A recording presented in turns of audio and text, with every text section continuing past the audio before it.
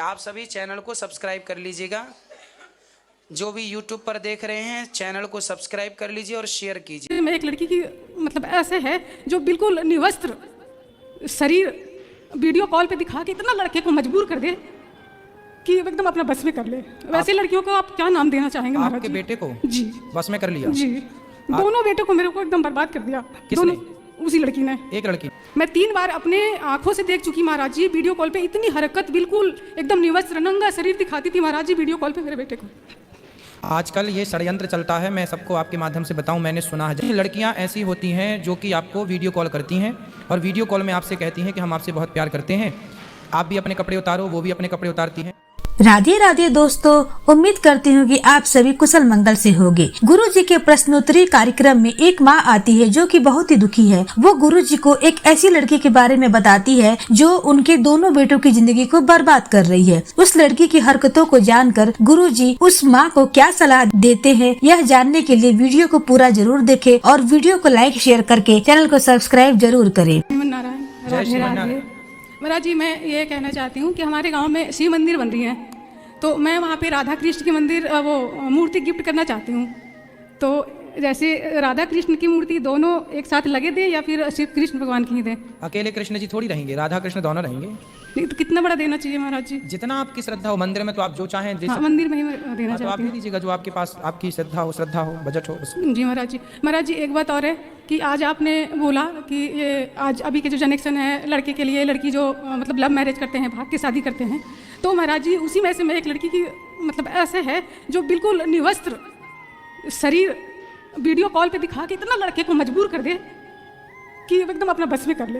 वैसे लड़कियों को आप क्या नाम देना चाहेंगे महाराज आपके जी? बेटे को जी बस में कर लिया जी। दोनों बेटों को मेरे को एकदम बर्बाद कर दिया। किसने? उसी लड़की ने। एक लड़की ने? जी। तो अब शादी कर ली उसने? जी, वो लड़की ना, हमारा लड़का गुजरात में रहते थे, दोनों भाई एक जगह ही रहते थे। तो यहाँ से हमारा गांव झारखंड है, हजारीबाग से मैं हूँ। तो जहाँ पे मैं मेरे मायके वहीं पे है। मेरे मायके और उसका घर बस एक दीवार से ही अंतर पड़ती है। लड़की वहीं की है और यहाँ से अकेले भाग के गई है वो लड़की वहाँ। तो अब वो शादी कर ली आपके बेटे से? जी, वो भाग के ही गई है। शादी वादी तो कुछ नहीं करा, पर वो एक साथ ही अपना रह रहे हैं। तो फिर उसको बोलो, आपके बेटे को समझाओ। बहुत समझाई महाराज जी। तो दूसरा बेटा भी उसी के चक्कर में है? वो तो वहाँ से कुछ दिन रहा, पर उसने भी पता नहीं क्या किया नहीं किया। 2 महीना वहाँ पे रहा वो, तो उसने पता नहीं, उसे भी कुछ ऐसा लगा। वो फिर अपनी बहन से उसे बात करने के लिए बता रही थी। तो वो मेरे छोटा वाला लड़का फिर वहाँ से 2 महीने के बाद चला आया। वो दिल्ली है अभी, पर वो भी मेरे से बात वैसे नहीं करता, उन्हीं लोग से बात करता है। मैं 3 बार अपने आंखों से देख चुकी महाराज जी। वीडियो कॉल पे इतनी हरकत, बिल्कुल एकदम निवस्त्र नंगा शरीर दिखाती थी महाराज जी वीडियो कॉल पे मेरे बेटे को। आजकल ये षड्यंत्र चलता है, मैं सबको आपके माध्यम से बताऊं, मैंने सुना है, जैसा कि आपसे मैंने अभी सुना। जी महाराज इसके जी। पूर्व मैंने सुना है कुछ लड़कियां तो ऐसी क्या होती मैं हैं, कुछ लड़कियां ऐसी ये बात अपने बच्चों को बताइएगा, अपने बेटों को बताइएगा। कुछ लड़कियां ऐसी होती हैं जो कि आपको वीडियो कॉल करती हैं और वीडियो कॉल में आपसे कहती हैं कि हम आपसे बहुत प्यार करते हैं, आप भी अपने कपड़े उतारो, वो भी अपने कपड़े उतारती हैं। फिर वो आपकी वीडियो कॉल में वीडियो रिकॉर्डिंग कर लेती हैं और वीडियो रिकॉर्डिंग करके फिर वो आपको धमकाती हैं कि आप हमें इतने पैसे दो, वरना हम आपकी ये वीडियो पब्लिक कर देंगे, मतलब सबको दिखा देंगे।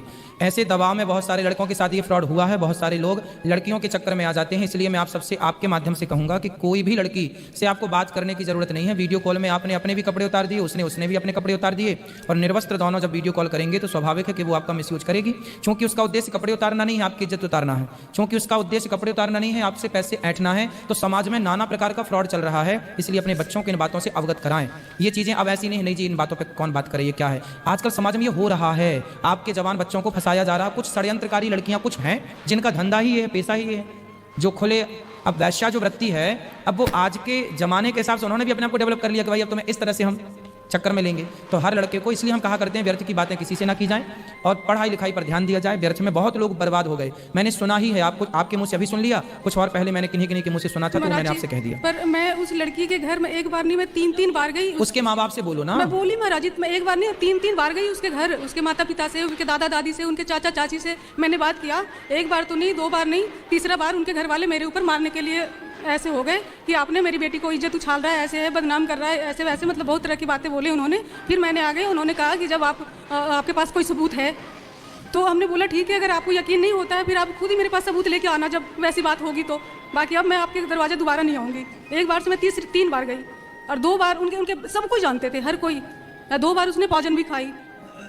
चलो अब बेटे को समझा ही सकते हैं आप, तो समझाइएगा। तो महाराज जी ऐसे लड़की को क्या अपने घर में रखना, उसके हाथ से पानी पीना? महाराज जी कोई ऐसे समाज है जो मजबूर करते हैं कि आपको रखना पड़ेगा ऐसे वैसे, पर मैं वो लड़की को बिल्कुल नहीं चाहती महाराज जी।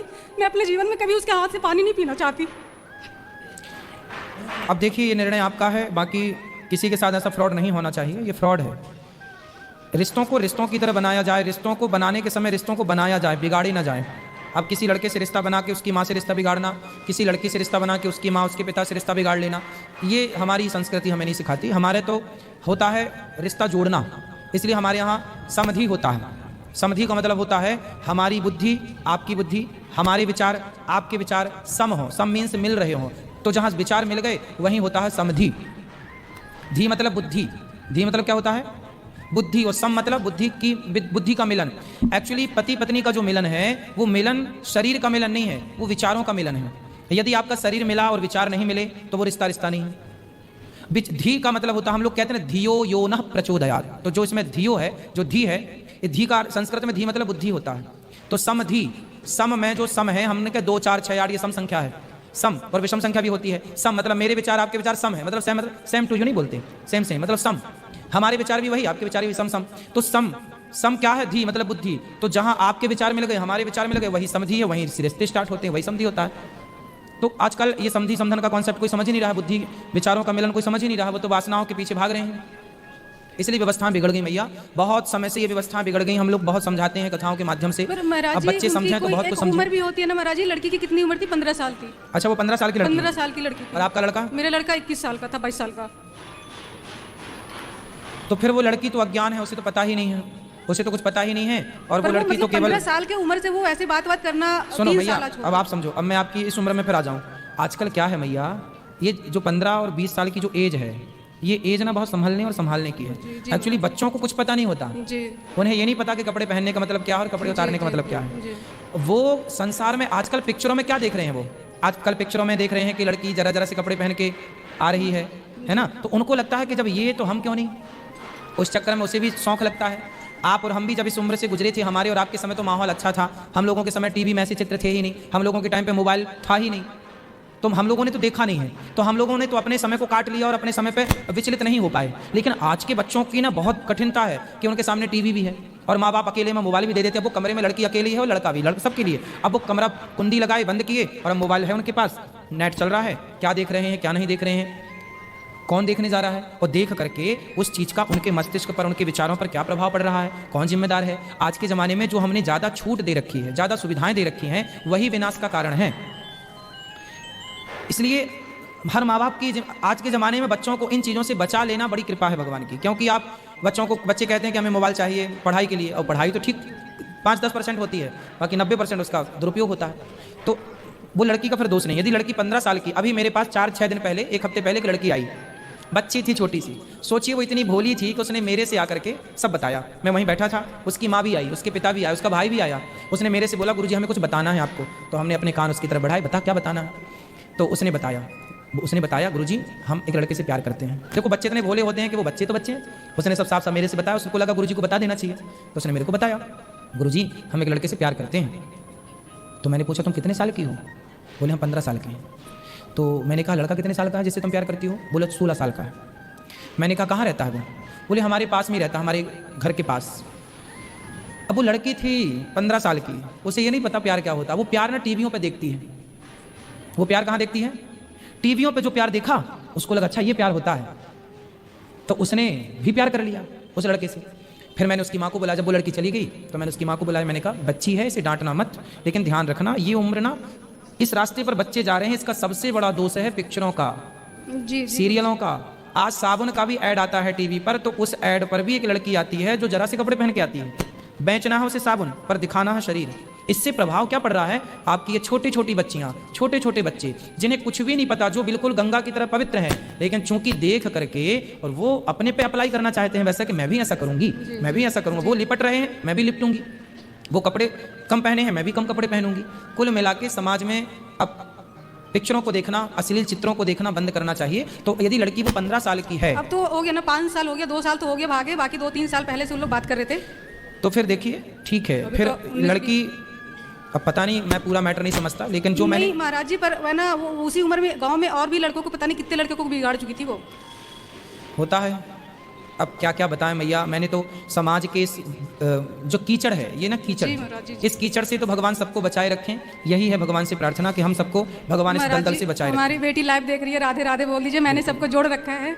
खुश रहिए, राधे राधे। खुश रहिए। आप लोग अपने बच्चों को इन सब चीज़ों से बचाइएगा और क्लियर बात कीजिए। देखो आज के ज़माने में लुका छिपी वाली बातें नहीं है, जब सब क्लियर है ही तो ये भी बोलना क्लियर स्टार्ट करो कि भाई क्या है सही क्या है गलत। हो रहा है समाज में तो बोलना तो पड़ेगा, क्यों जी।